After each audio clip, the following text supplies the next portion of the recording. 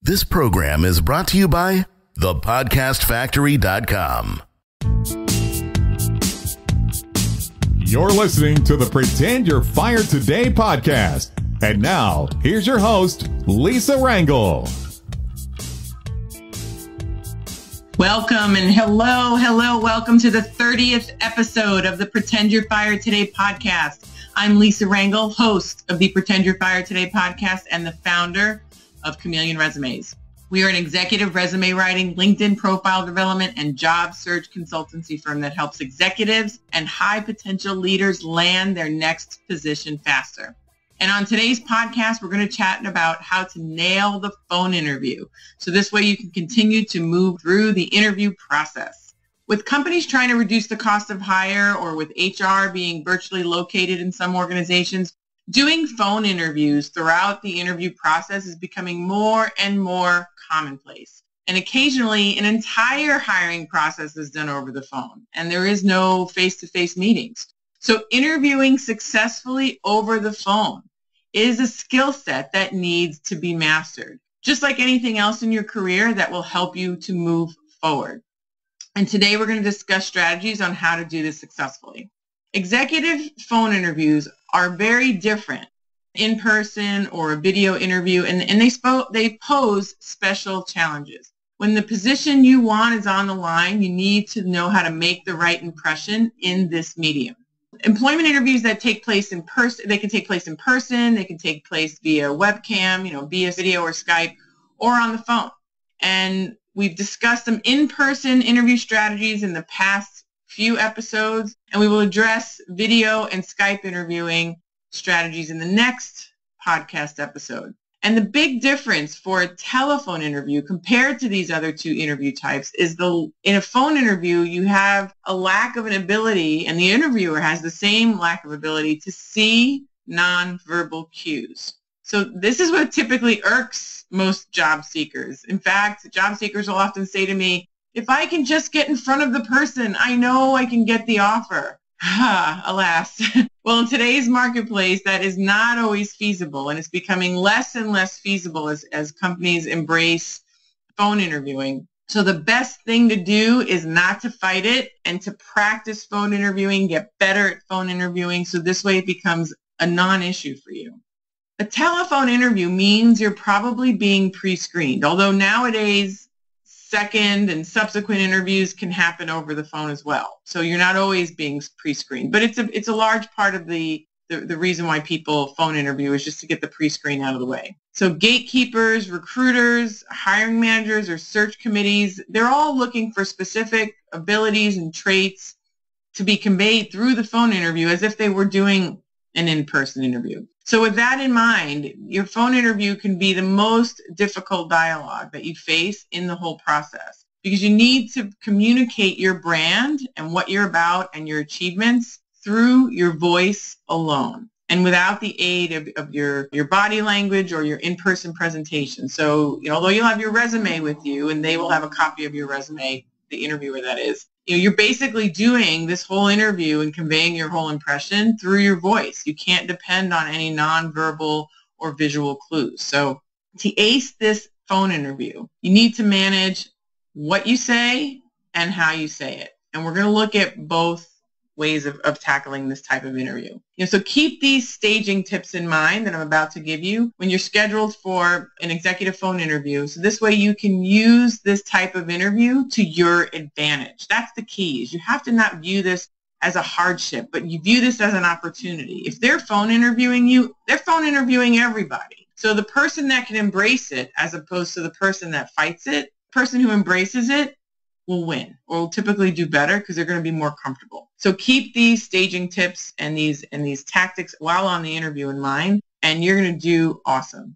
So first, aim to schedule the interview. While not likely, it's possible you can get a cold call from a company, or a company may be calling you back based on an application you made or an exploratory request you made.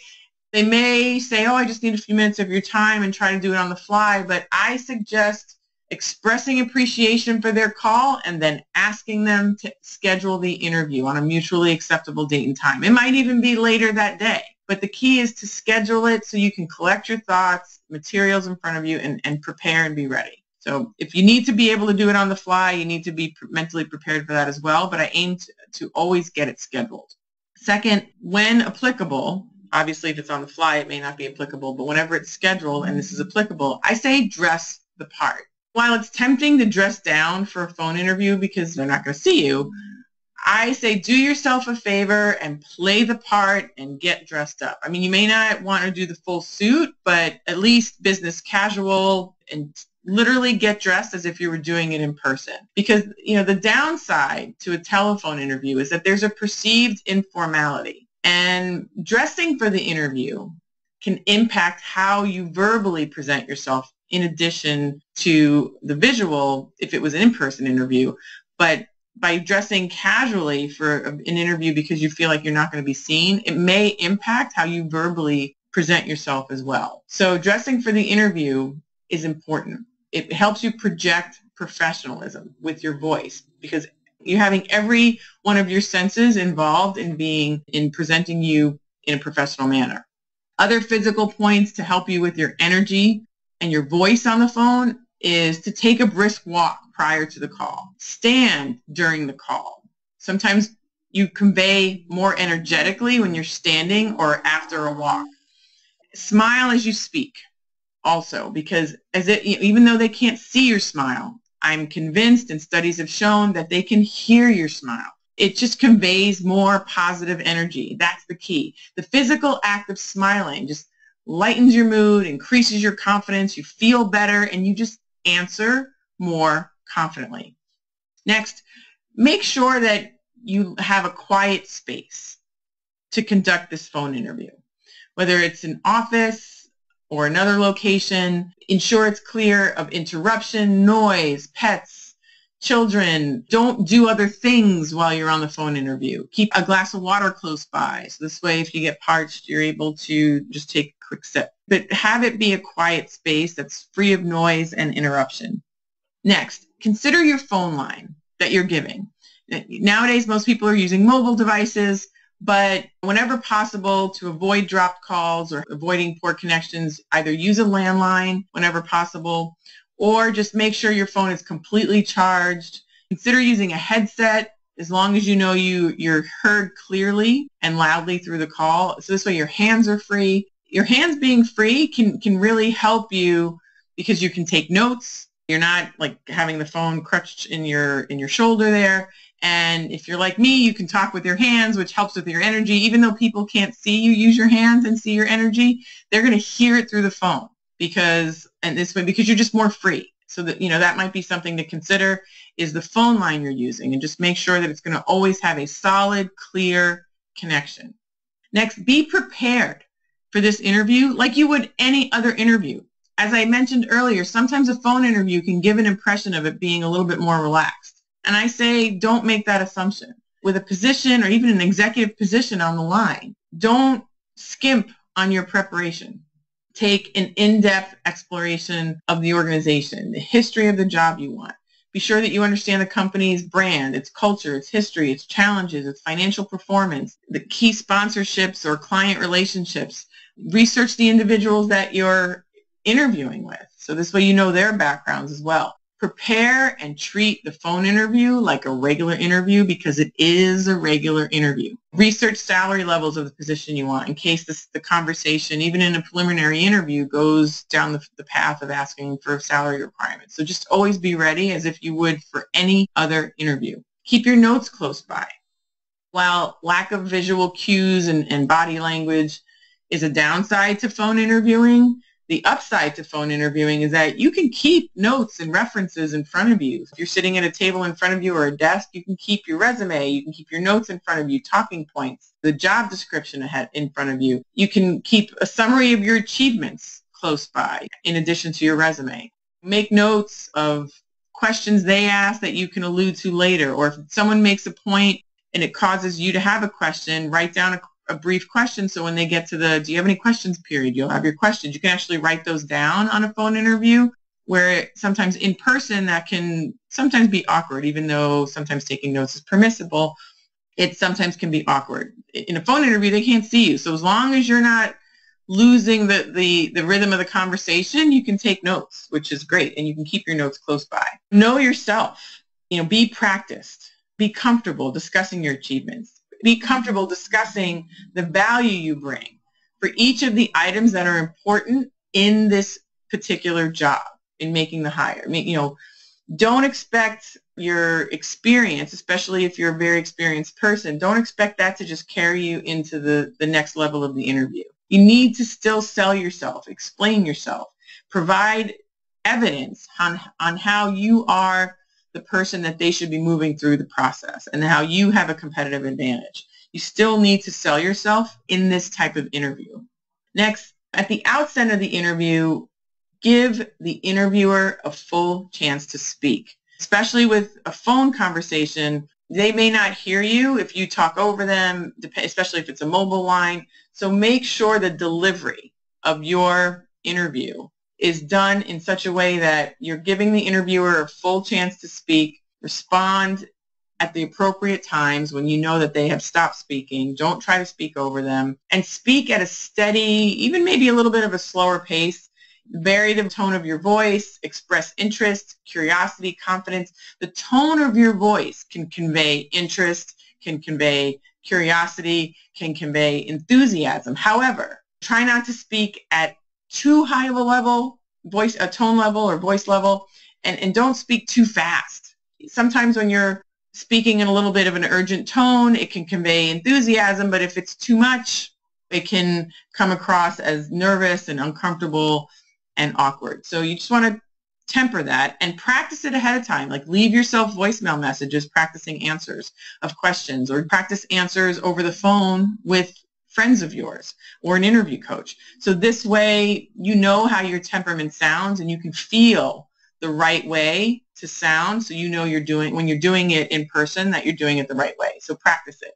And if a difficult question comes your way, to buy yourself a little time and or make sure that you have the right understanding of what they're asking. No, there's nothing wrong with restating it back to the interviewer and ask them if that's what they meant, and just want to make sure you have the right question being asked in your mind so you can answer appropriately. Your job is to engage the interviewer in a pleasant and informative inquiry. And when the time is right, again, because you've been taking notes, be sure to ask your own thoughtful questions about the company and the position. And in the end, as the phone interview draws for a close, don't forget the niceties that you would do in person. Thank them for the interview. Express interest for the job. Ask them what the next steps in the process might be. Asking next steps in the process can often be lost on a phone interview, just because the ending of a phone interview can often be shorter than departure from an in-person interview. So you don't have that down the hall walk on a phone interview. So don't forget to just ask what the next steps are and say thank you and reiterate your interest. Avoid bringing up the compensation questions when they ask you if you have any questions. Wait for them to bring it up first. But the key is to always be ready with those numbers based on the fact that you're researching as if it was a regular interview. You're going to be ready for those numbers as if it was a regular interview as well. And then follow up with the phone interview with a thank you letter, either via email or via snail mail letter, depending on what's going to be most appropriate. But email is typically most common because it's faster, especially if you know this is a competitive interview and they're going to be interviewing other candidates. You don't want yours to come 2 days or 3 days later. But definitely thank them in the most expeditious way that's appropriately possible. So the executive phone interview or the professional phone interview, it can be challenging.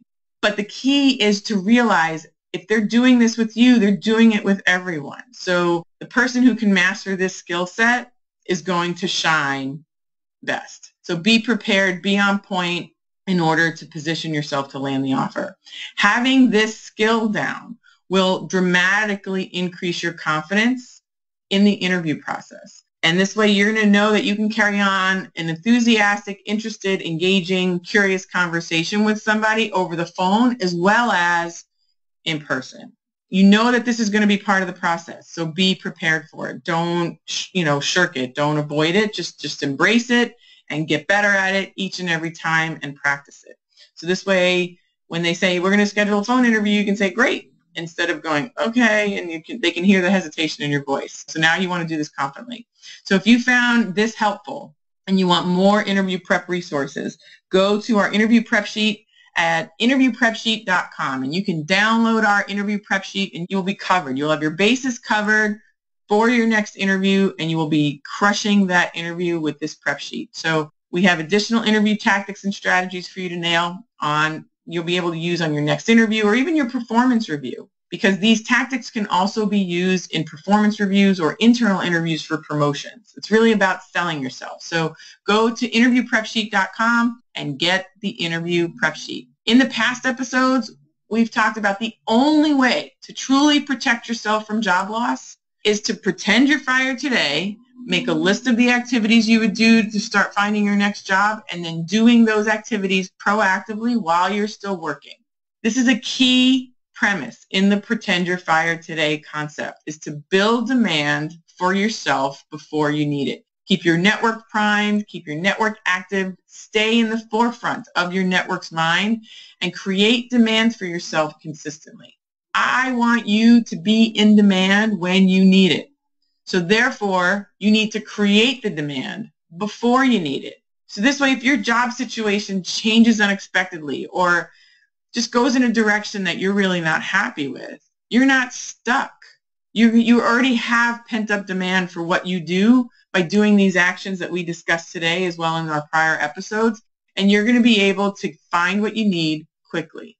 That's the key. So for the next few episodes of the Pretend You're Fired Today podcast, we're going to continue to go through a list of tactics and activities for you to do now as if you were let go today, and you can master these before you need it. So this way you are always ready for whatever the world brings your way. And the first item on this Pretend You're Fired Today action list was getting your resume up to date, which we cover in episodes 1 through 8. And the second item on the Pretend You're Fired Today action list was updating your LinkedIn profile.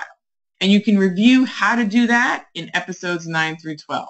And in the last dozen or so episodes, we've covered numerous topics on how to conduct the job search, how to generate your own leads, and how to interview properly to get the interview, to get the offer. And some of the topics in those categories that we covered were how to work with recruiters, how to make new relationships and deepen existing relationships at conferences. We also discussed how to handle culture fit interview questions and the infamous, are you overqualified for this job question?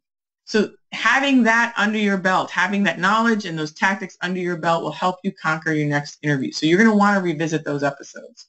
I'm so excited and so proud that you have taken these steps to make yourself more marketable at a time where you don't really need it. Most people wait for that unexpected job change to happen, and then they start to learn this information. And then they're learning it under pressure of needing to find a new job fast and building their network while they still need to find a job fast. And this stuff can take time. It's not instant. So the fact that you're doing this before you need it is huge. It's awesome. It's such a great thing you're doing for yourself. So kudos to you for learning this and doing it before you need it. My friend saved me with her priceless advice of pretend you're fired today, make a list of what you would do, and start doing it now while you're working. She totally saved me, and I'm paying it forward with you. And I ask you to also pay this sentiment forward. Share this podcast with as many executives and rising professionals who you feel would benefit from this create the demand before you need it advice. Doing the preparation suggested in this episode and in prior episodes will prepare you to be ready for whatever the world throws your way. And also to prepare you to interview confidently. Again, for whether it's a job interview, a performance interview, or a promotion interview. So in our next episode, we're going to discuss how to make the best impression on video and Skype interviews. Video and Skype interviews are equally becoming as popular as phone interviews because these types of interviews save time, they save the company money in making a hire. And additionally, with so many jobs being virtual within companies, interviewing in person is becoming less and less feasible. So video and Skype still allows a company and a candidate to see each other, get those visual cue benefits, but without the cost and logistical issues of flying and setting up time and whatnot. So it's becoming an interview tactic of choice. This is another skill set that if you master, again, if they're video and Skype interviewing you, they're interviewing and Skype interviewing everybody. So if you can master it, you're going to already shine ahead of most people because you're just more comfortable with the tactics. So you're going to want to tune in for the next episode. I know you're not going to want to miss it. And until then, go to interviewprepsheet.com, download our prep sheet. Be ready for the next session. Look forward to seeing you on the next episode. Be well. This is the podcastfactory.com.